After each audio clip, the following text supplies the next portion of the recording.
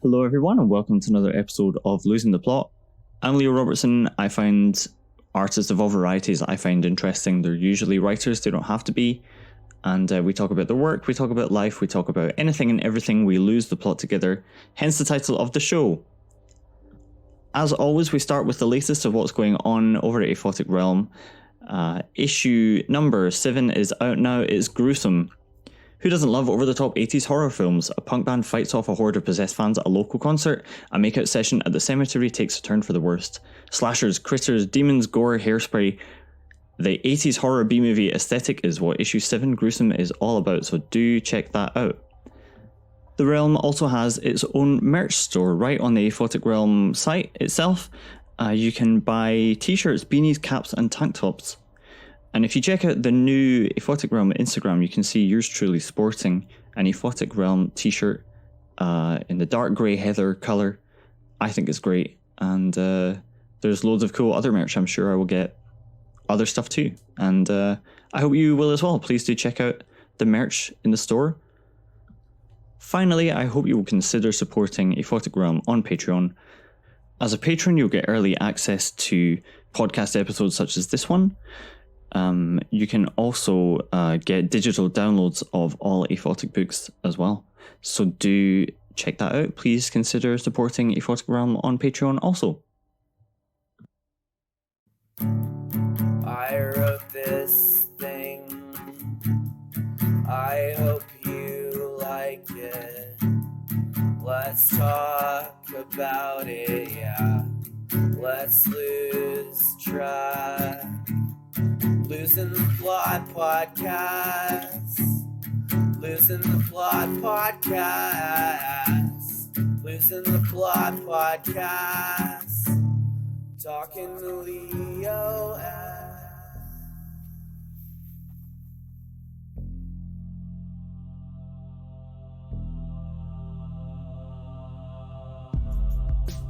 Guest this episode is Mike Thorn. He's a return guest to the podcast. His books are most recently Dreams of Lake Drukka and Exhumation. It's a book out with Demain Publishing, part of their Short Sharp Shocks series, and also Darkest Hours, a collection of short stories out with Unnerving. Great guy, great books. Hope you enjoy our chat. So you were in Calgary last time, but you were finishing your degree, right? Yeah, that sounds right. Yeah. Mm-hmm. Yeah, that's weird. It's been a while. Yeah. Yes. So I would have been finishing my master's last time we talked. And then I worked for a while at a teaching and learning center on that campus at the University of Calgary campus. Mm-hmm. Now I'm teaching at a local college. So lots of stuff has changed in the past. I guess it's been a couple, maybe even 2 years. I thought it's been about 2 years. Yeah. I guess just under. But sounds right, yeah. Yeah, doesn't feel like it. But yeah, so what are you teaching now? I'm teaching English composition. So I'm teaching 4 sections, but it's all the same class. Mm-hmm. Yeah. It's at Bow Valley College. So it's an interesting course because there aren't any assigned texts. Mm-hmm. And we kind of have carte blanche with the syllabus. So I'm doing we started with Edgar Allan Poe's The Black Cat. Then we're doing some film criticism. Then we're looking at just articles about recent events. So social media addiction, climate change, just any variety of issues that the students might find relevant or that they're already thinking about in some sense. Mm-hmm. That's wild. So what is and what do you teach about all these different things?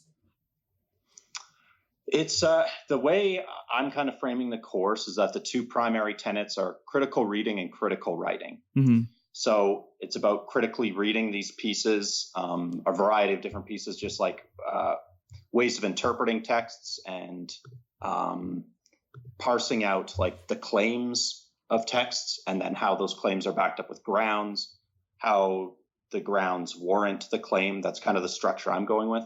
Mm-hmm. And then I'm also just giving them a lot of writing guidance. So grammar, style, sentence structure, syntax, stuff like that. But like, okay, how does that? That's kind of fun. Yeah, you enjoying it? I am, yeah. How is it? Okay, so you must have studied this, but like, is it informing your fiction somehow to do this, to be teaching this? Oh, good question. Definitely teaching something like Edgar Allan Poe's The Black Cat is useful for like anytime you look at an amazingly constructed piece of fiction like that with 4 different groups of students and parse out how the story is working. That kind of thing is really useful. But my students had pretty mixed responses to that particular story, so I kind of steered a little bit away from the fiction since then. Yeah, and then I guess in terms of thinking about writing, it's mostly nonfiction writing that these students are doing. They're mostly in degree programs, like professional degree programs, nursing, early childhood development, stuff like that. So it's mostly like nonfiction writing they're doing. So maybe it helps me with thinking through like the mechanics of my nonfiction stuff, like my criticism. And how is the criticism going? Have you seen anything good recently? Yeah, it's going well. I have an article lined up to that will address like Rob Zombie's filmography from the 2010s specifically. So I'm hyped for that. But I haven't had the chance to see his newest. It hasn't screened anywhere in Calgary. So I'm anxiously anticipating that. Criticism, I've been doing some book reviews recently. I reviewed my friend Neil Howell's new noir novel called Only Pretty Damned for a local magazine called Freefall. Does an awesome novel. And I reviewed, there's a woman from my graduate program named Erin Vance. I reviewed her novel. Film criticism I haven't done as much recently. I just watched Fred Durst's new movie last night, The Fanatic. Oh yeah, I've heard of it. Yeah. It's very interesting. So yeah. I saw some video pop up on YouTube. I was going to watch it, but then I thought it just sounds like it's a total disaster, though.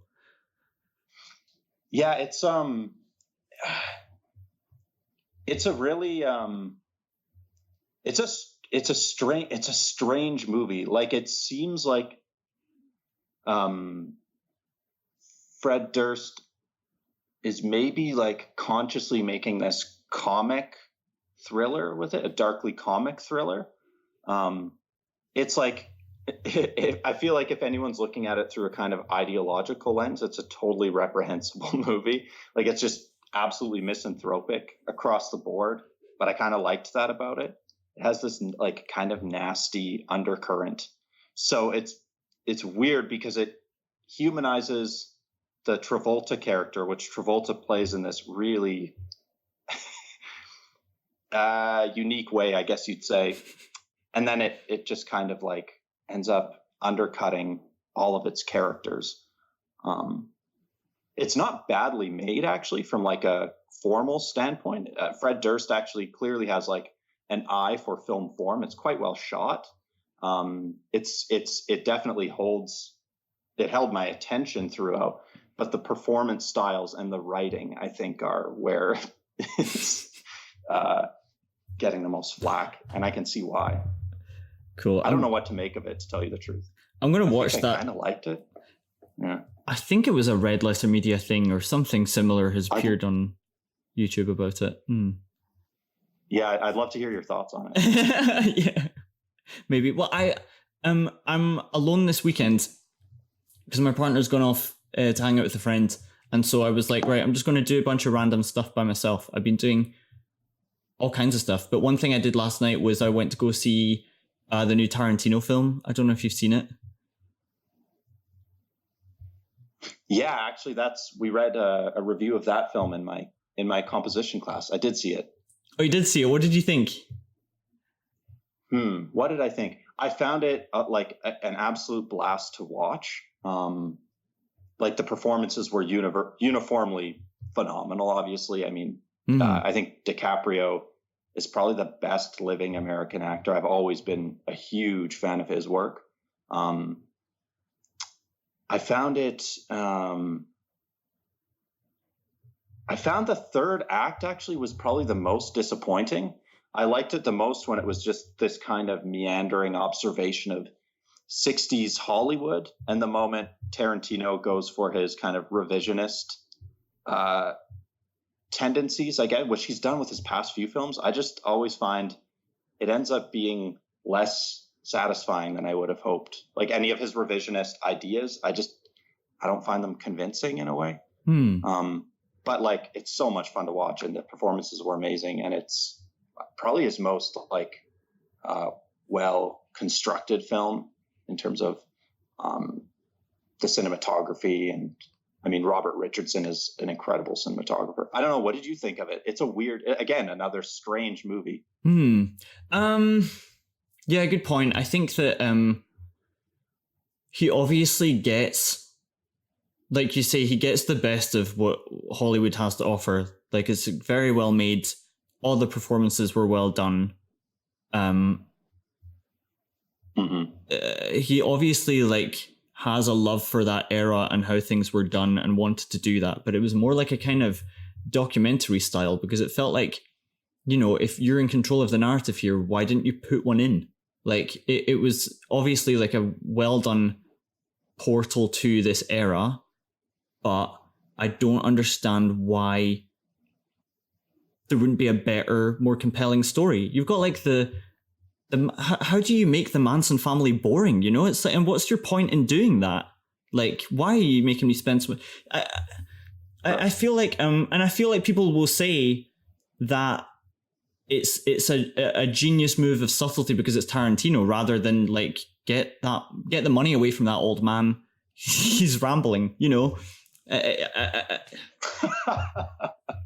Right? It's like it was very interesting, but by the end, I was honestly wanted to say to the screen, I was like, "Can I go now? Can I go? Look, okay, she's dead now. Can I go? Can I leave, please?" Because it was like being it was like being held down by a guy who like loves that era, and he's like, and what they used to do is they used to film and they'd have a stuntman, and you're like, that's great, but you don't seem to care that I don't share your passion, but I'm listening kindly. But when I next need to get a drink, I'm not coming back to you, you know?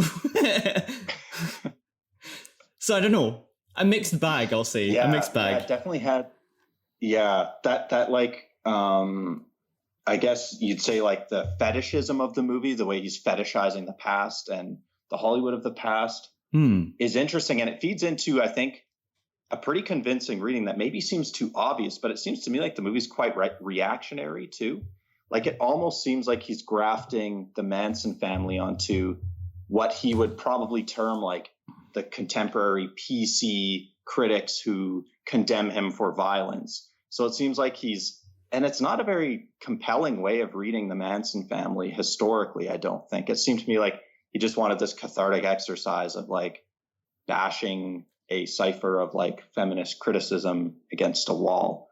I was kind of like, really? I don't know. Maybe that's an uncharitable reading, but it seemed as if that might be what he was up to. That was part of what left a bad taste in my mouth. I was like, and that's not to say I can't enjoy films whose politics I find reprehensible. Like, I find a lot of Eli Roth's recent movies are extremely reactionary in some ways too, but I actually find his films often more complex or more troubling. Like, they're usually complicating their assumptions in some ways. And Tarantino's, it just felt like too simplistic in its, I don't know.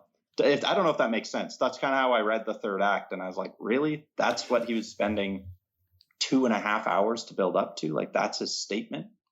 Yeah, I think that's very interesting. It's a good point, and I think you're probably on the money, because I think that, yeah, you're right, because they say, it's not too much of a spoiler, I suppose, but they are like, these people taught us violence, so let's be violent to them, and then we as the audience are supposed to say, now that's a silly thing to do. Yeah.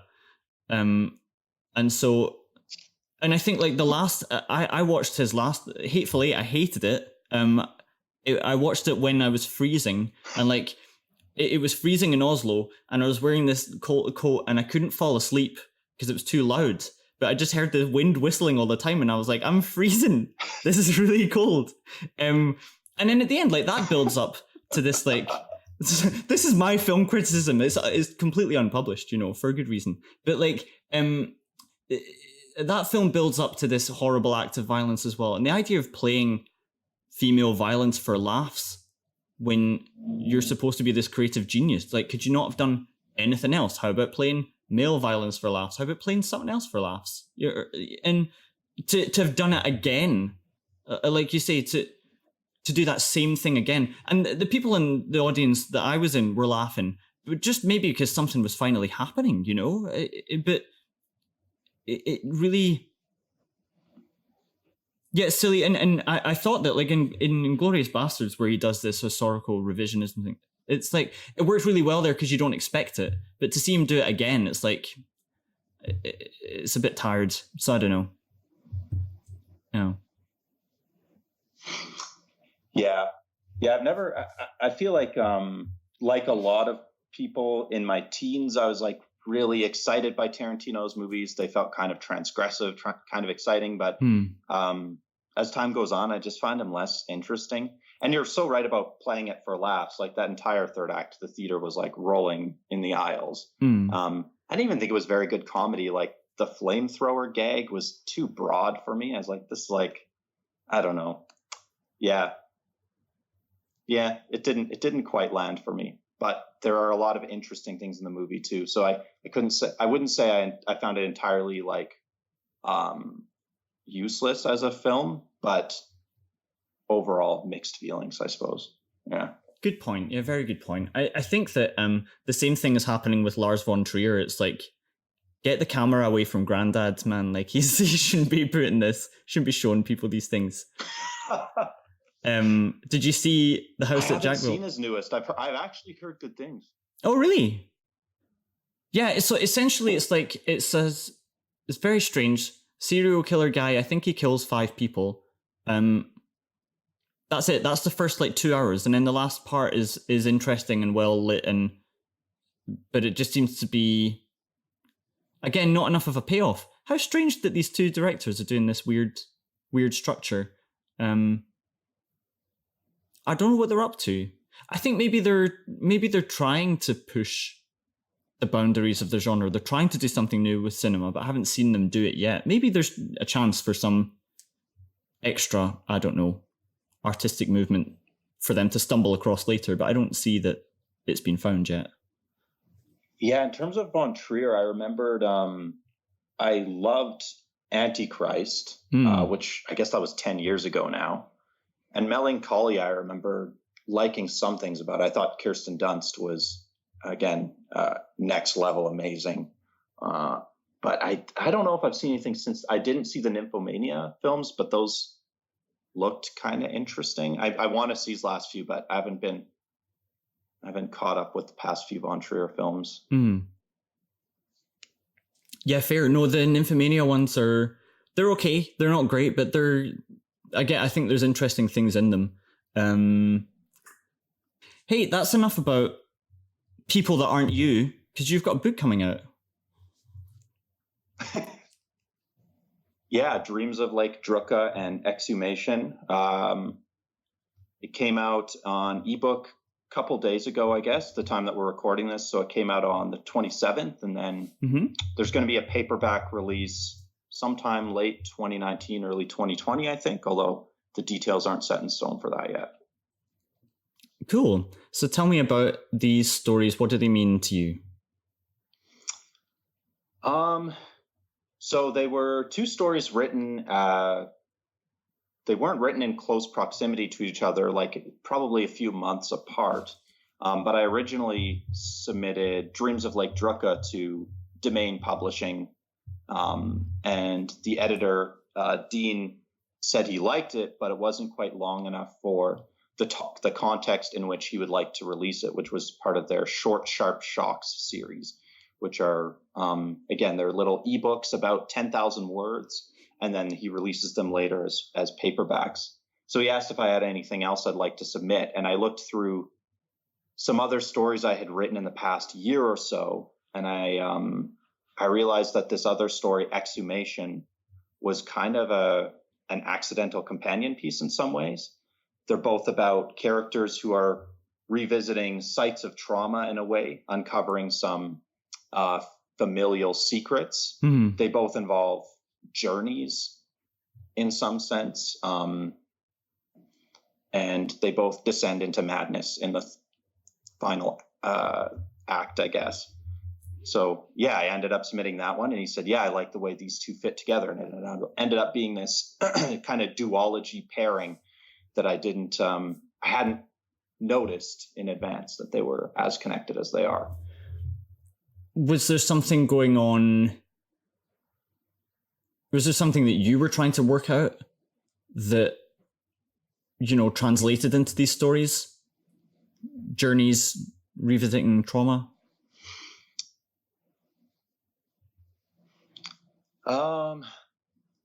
I think all of my fiction is dealing in some way with some degree of personal trauma, often in abstracted ways.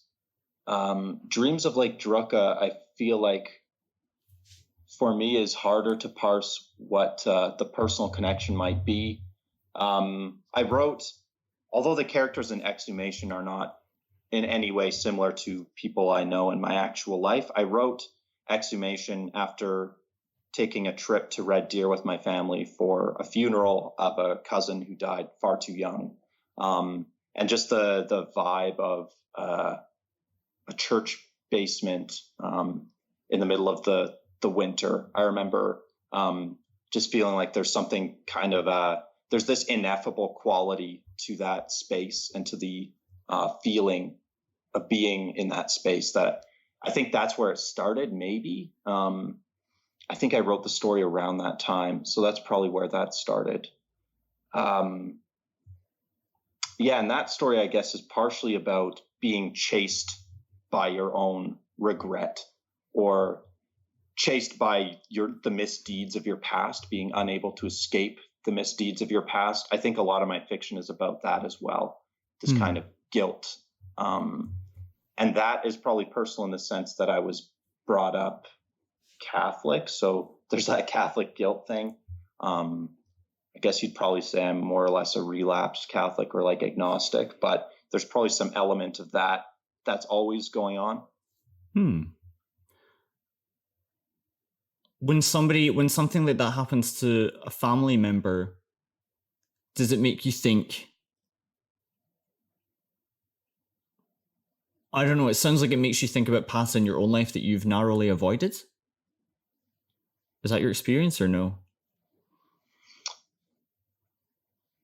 Yeah, maybe. That's a good question. Yeah, because I suppose that story is also about the kinds of like ghosts of addiction as well. And I feel like that's something that I feel I've managed to avoid in my life, but that a lot of people near and dear to me throughout my life, for whatever reason, have struggled with addiction, like families and family members, and even like some romantic partners in the past and stuff like that. So perhaps that plays into it too. That would have been an unconscious thing, but maybe that's there as well. Yeah. Is there something about? No, I know the second story is set in Calgary. Is Lake Drukka a real place? No, it's not. I kind of grafted it onto lake country in Ontario, which is also in Canada. I took a vacation there with my folks a few years ago, and I remembered the kind of settings that I could graft the stories settings onto. Dreams of Lake Drukka kind of started as an attempt to capture some of the vibe of Daphne du Maurier's Rebecca. I love the way Daphne du Maurier uses dreams in that novel. My story ended up being nothing like Rebecca in any way, shape, or form, but that was kind of the original impetus. That gothic dream focus, I suppose. What is it about Calgary that's so dark, or that these things happen to people in Calgary? I think with Calgary, for me, I've lived here pretty much my whole life. I was born in a small town just outside of Calgary, Drayton Valley, but I've lived in Calgary pretty much my whole life. So any of like my association with the ghosts of the past, or trauma or regret or guilt, I can graft onto specific places. And then in terms of like the city itself, it's the weather is often quite oppressive here. It's extremely dry year round. The winters usually last upwards of 6 months, usually often longer than that. So the cold, I guess, is something I like drawing on. It's interesting. I didn't really draw, to my recollection, much from specific places in any of the stories in Darkest Hours. I liked having this kind of general, I guess, suburban North American feel to most of the stories. But I'm starting to write stories that are oriented in a specific place and time. I've been asked to contribute to an anthology that will be like prairie Gothic themed. So again, that'll be set in the Albertan prairie region. Yeah. I think that's good. Like, if ever a story is not set in a specific place, I always wonder why, because it's a missing layer. Could be there. So what is specific about this story that it has to happen in one place? And I think that's really, when there's so many writers in the world, it's what I want to know. But it's also, I think, the one thing that you take for granted where you're from. That's a really good point.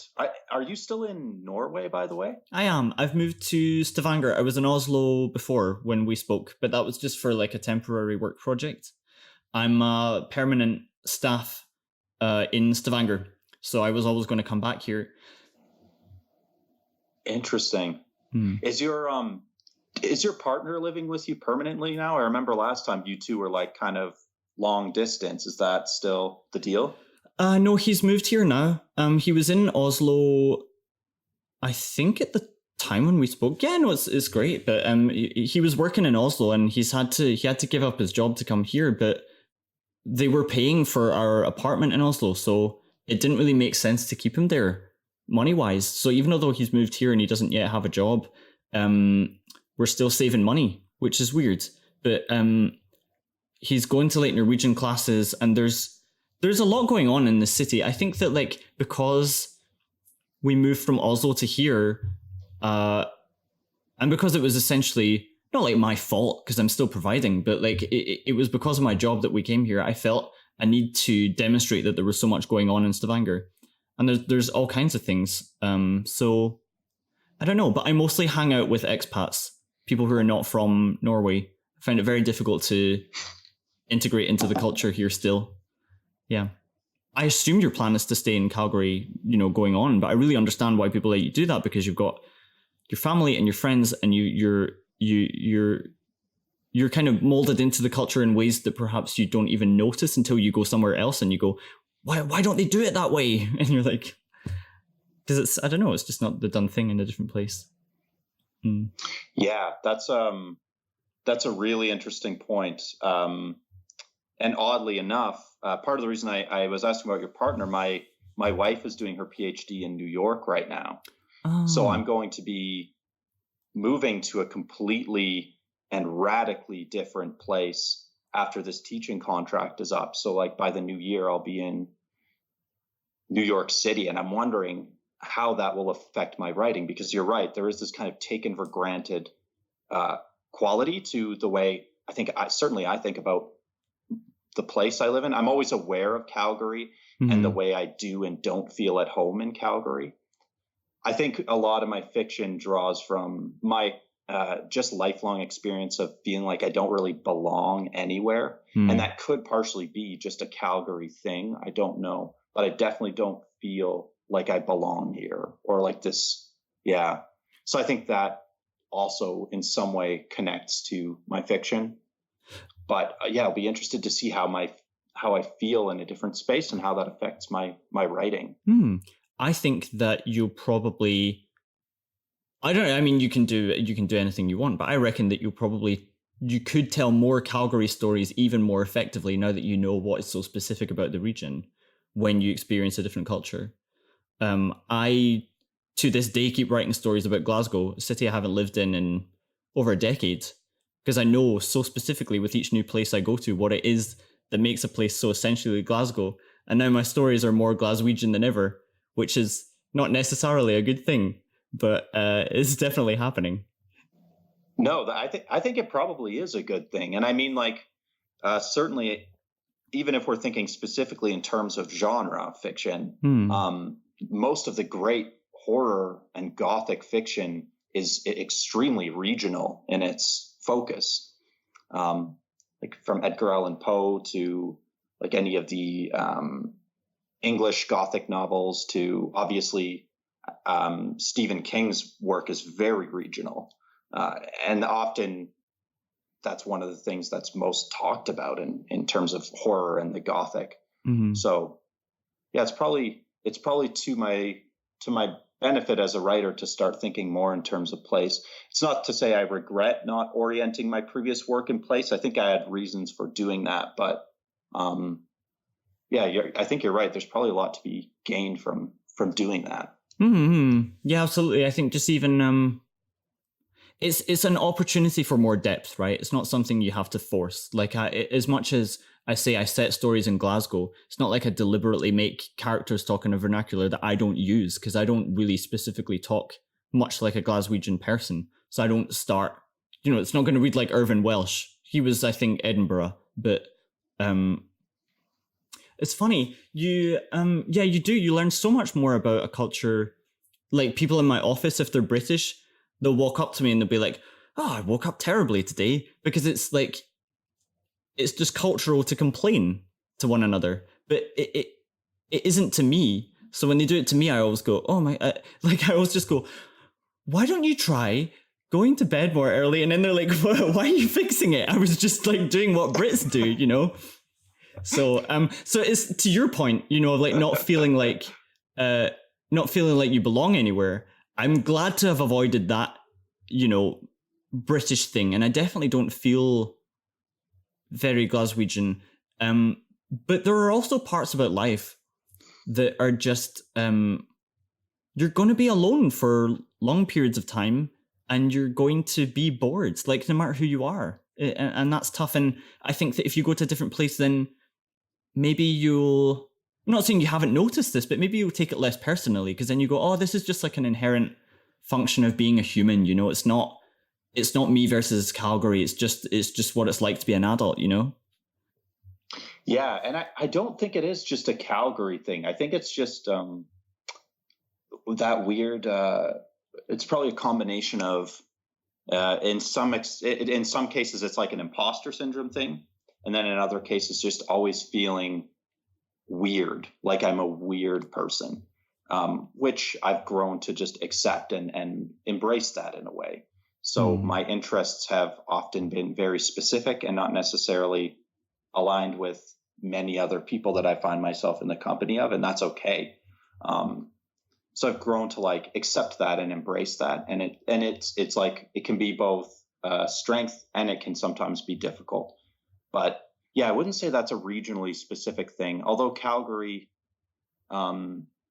it's an odd city. It's changing, but it's very much a business focused city. So I've had friends visit from Toronto and elsewhere who will go downtown Calgary on like a Thursday night at 7 p.m. and they'll be like, why is there nothing open? Why is there no one downtown? And it's just because like office buildings they open from like 8 to 4 and then everyone leaves. And that's this ghost town. it's a very strange city in that respect. There are probably other cities like that too, but so it's like that plus the weather, plus it's a very conservative city politically. It has all these unique qualities that, yeah, I'll probably be able to orient more in relation to another place once I've lived elsewhere. Mm-hmm. I think it's like I Skype with my brother, and he was like, Leo, like, let's not Skype for a while, but I'm going to spend a lot of time reading so that we have something to talk about every time. And it's a lot of work to develop personality and to be interesting. And if anyone tries to quash that, it's because they're scared because they're not doing that work. And maybe it's because they don't have the time because they have families, and maybe it's because they don't know what their interests are and they don't know themselves very well, and that's all fine. But none of that is a reason to squash anyone who's very specific about their passions, you know? Yeah, I guess I've definitely always been really passionate in terms of I guess I've been lucky. I should say I have met a lot of amazing people in Calgary, and I have some amazing friends here.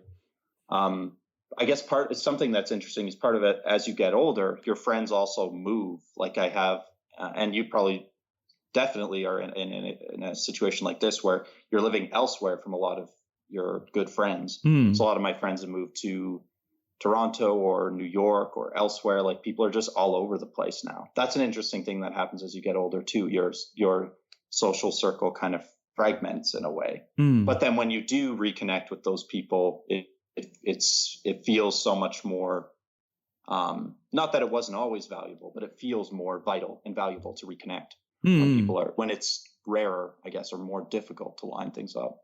Yeah, I agree. And I think that it feels tougher.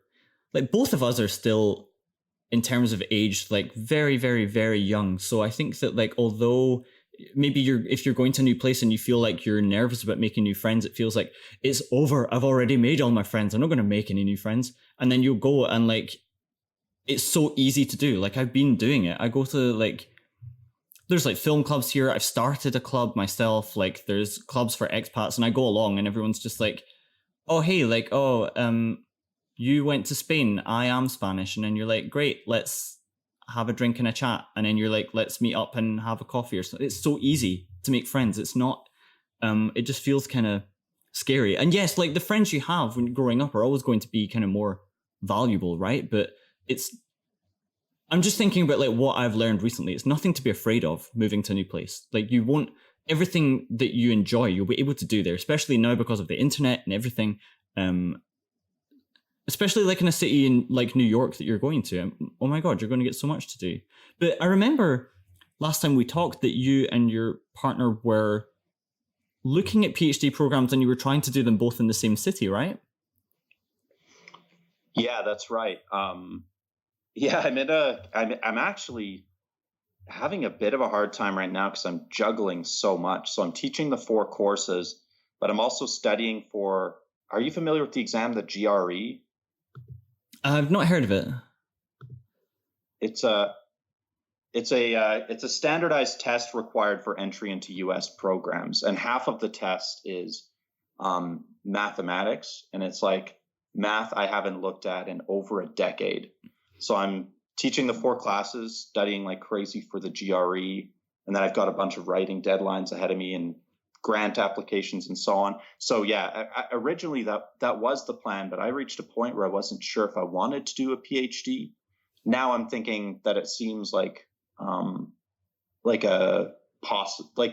more of a possible option than I was thinking. Mm-hmm. So I'm going to be applying to PhD programs all over New York City for next fall. So fall 2020, I suppose. And I'm writing the GRE in just over a month. But yeah, I'll be moving there with her, hopefully getting into a PhD program. If not, I'll figure something else out. I don't know what that'll look like yet, but it'll be an adventure. Yeah. Oh, that's wild. How cool would it be if you get paid to live in New York? If it's enough to survive and live there for a few years, that's really cool. Yeah. Yeah, exactly. Yeah. And she's doing... Yeah, Sam's doing her...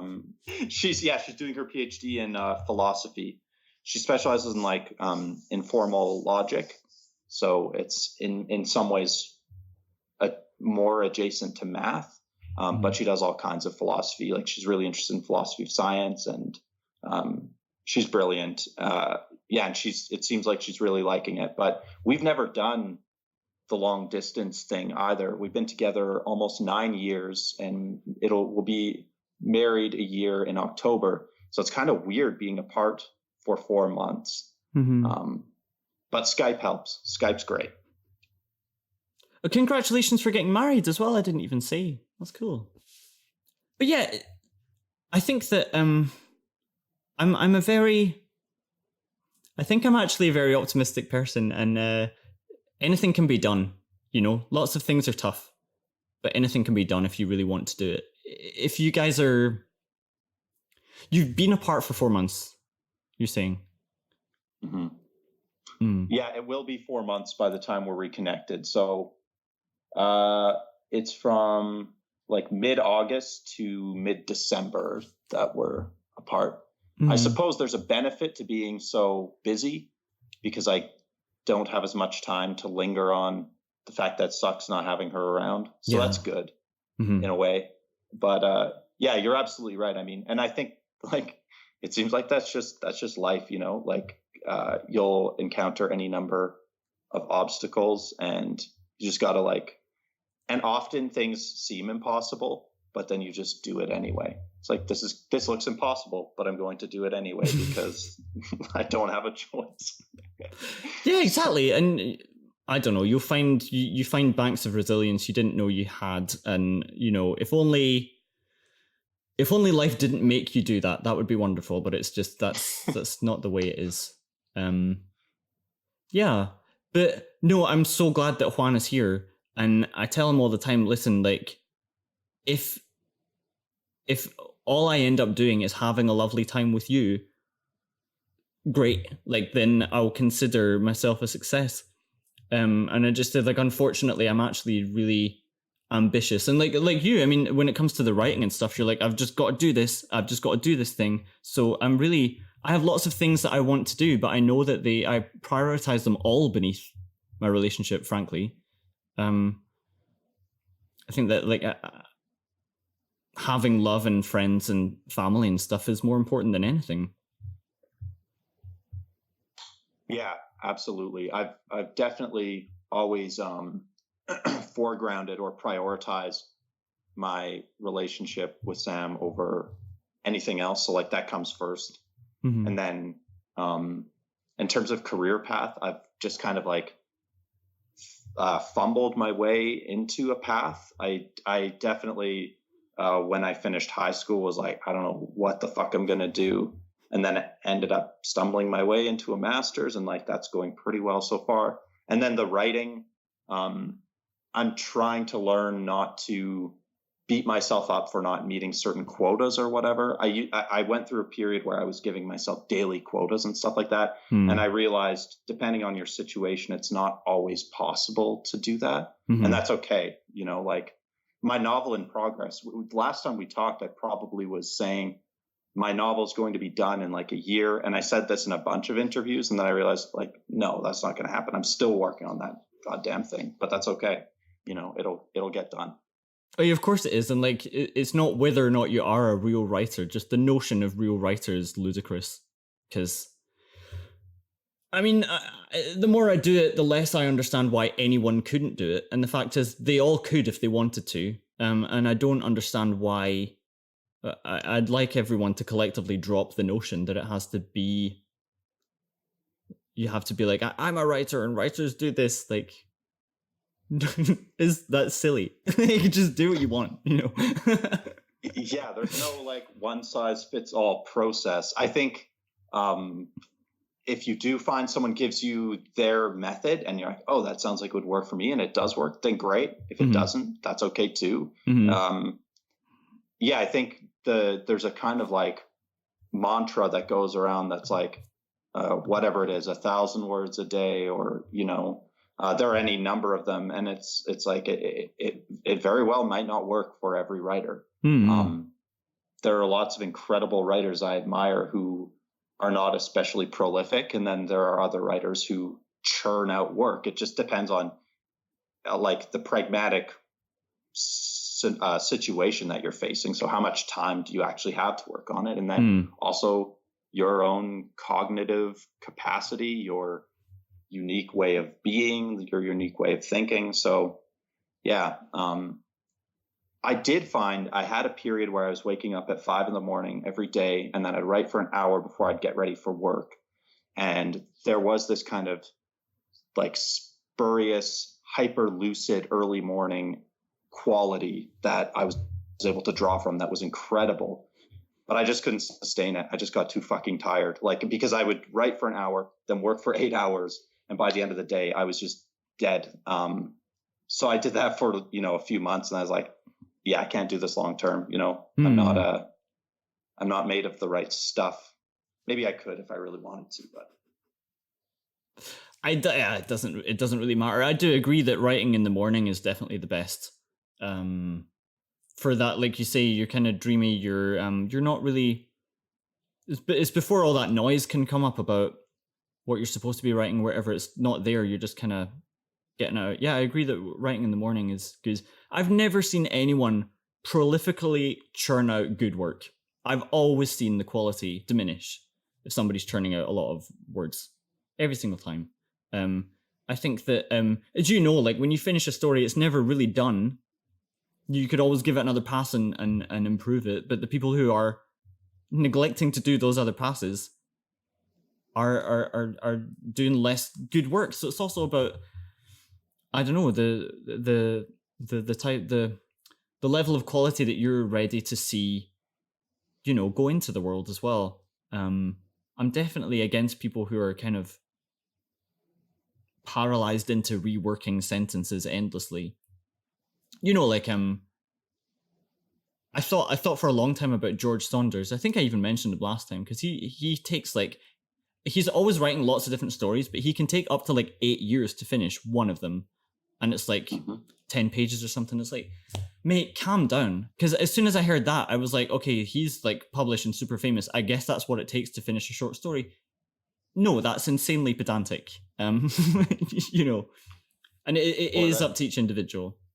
Yeah, exactly. That's just maybe that's just his approach that he's found has worked for him. You're so right about the noise.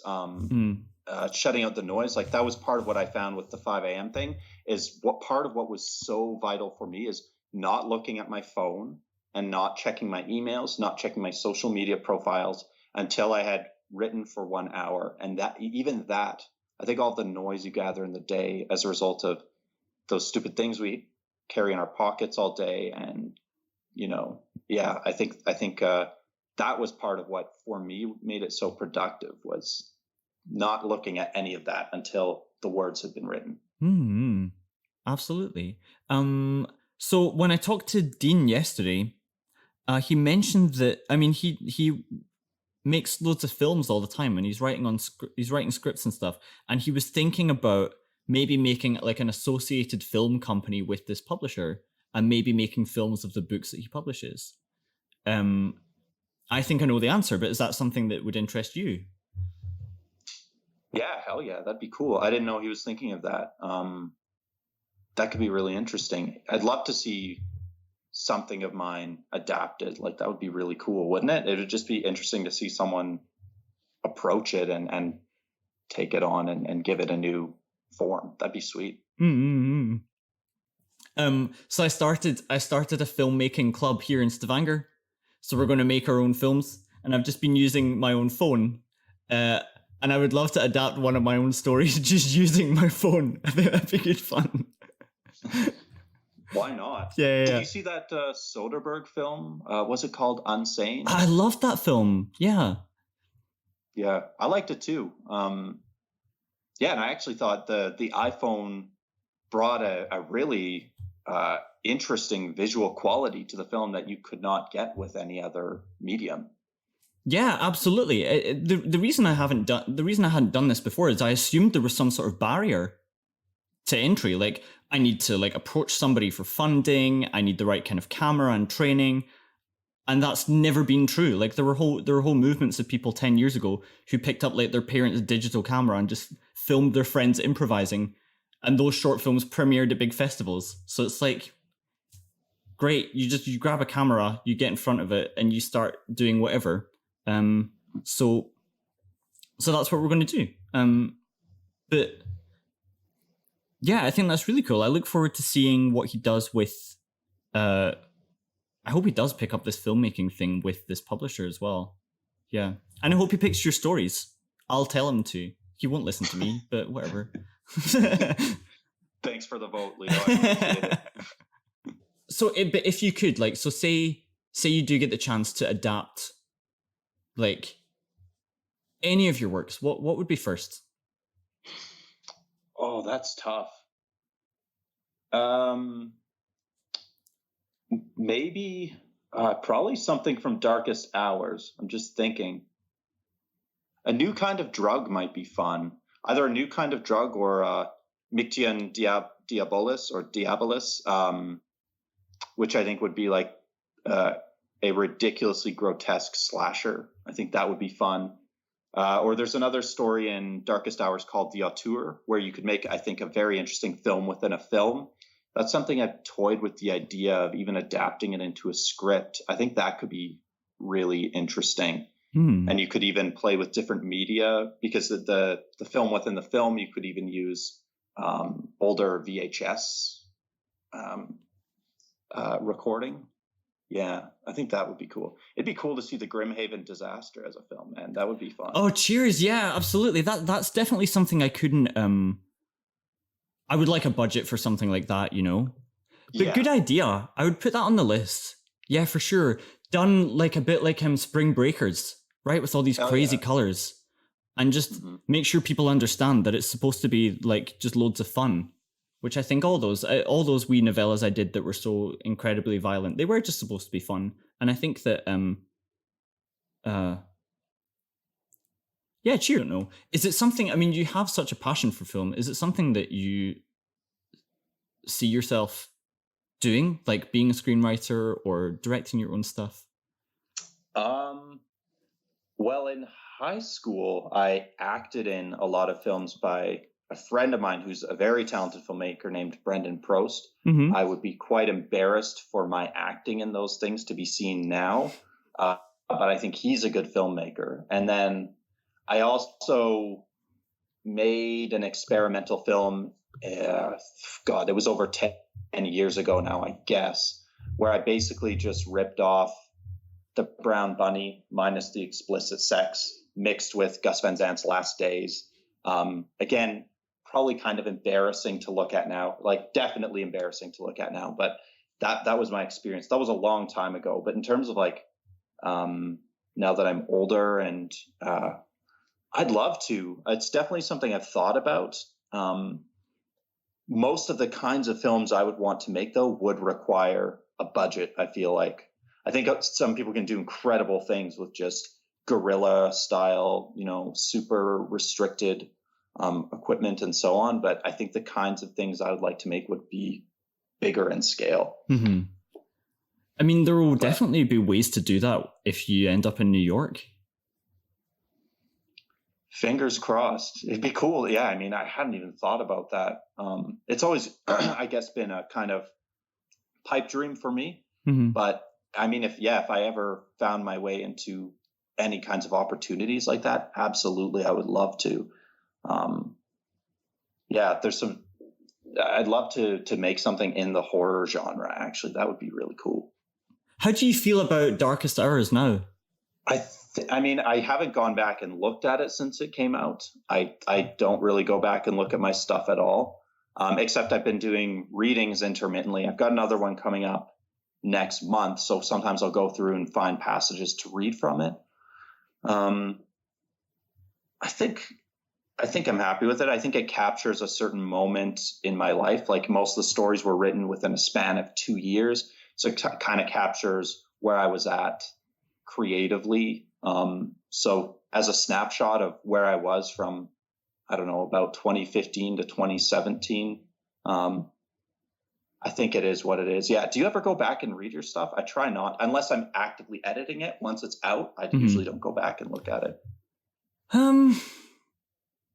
No, I don't. And I have some days where I couldn't even tell you like the name of anything I've written, you know? It's of a time and place. By the time it's released, it's for other people. And I don't think they need me going, oh yeah, but if I could have done it again, I would have put him, like, that just ruins it for everyone, you know? And of course I could do all the stuff I've done better now. That's how I got the skills I have now, is by writing all that stuff. It's not really the point. Yeah, I wouldn't go back and look at it. And I don't think there's a chance that you're going to write the same story twice, because you become a different person and you have different interests and you're reading different things and you're thinking about different things because you've moved on from what you were thinking of at the time. But it's as you say, it's a record of what you made at the time. I've been going back through for this film club because I was thinking about things that we could adapt and some things that we could do as monologues and stuff. But I'm dreading it. I'm dreading reading my own stuff again. It all seems like, personally, like, who would care what I have to say? Who would care what a younger me has to say about anything, you know? But that's just a feeling. I don't know. What are your thoughts on it? Oh, I totally get that. I looking back at anything I've created in the past is always painful. That's part of the reason I don't do it. I'm usually like, why the hell did I phrase it that way? Or I'll just find the mistakes or the things I don't like about it. So for me, it's like, yeah, it's not a positive experience for me going back to look at my older work. So then at this point in our chat, the app I was using to record the audio crashed, and I thought I'd lost the whole chat, but then I reopened it and saw that I had the chat up until this point. But Mike and I were pretty much done talking by this point anyway, so I just kind of said bye. You didn't miss much, apart from it just kind of seems to interrupt, just seems to end quite quickly, but you didn't miss anything. It just ends a bit weird, but there you go. Regardless, Mike's books are Dreams of Lake Drukka and Exhumation, out with Demain Publishing, and Darkest Hours, out with Unnerving. Both great books. Great guy. Hope you'll check those books out. As always, if you want to get in touch with me for any reason, maybe have some comments, maybe you want to be on the show because you're a reader, a writer, an editor, I don't know, an artist of some variety, or maybe you just want to say hi, you can always get in touch with me using losingtheplotpodcast-at-gmail-dot-com, and I look forward to hearing from you. But until next time, that's all from me. Bye bye.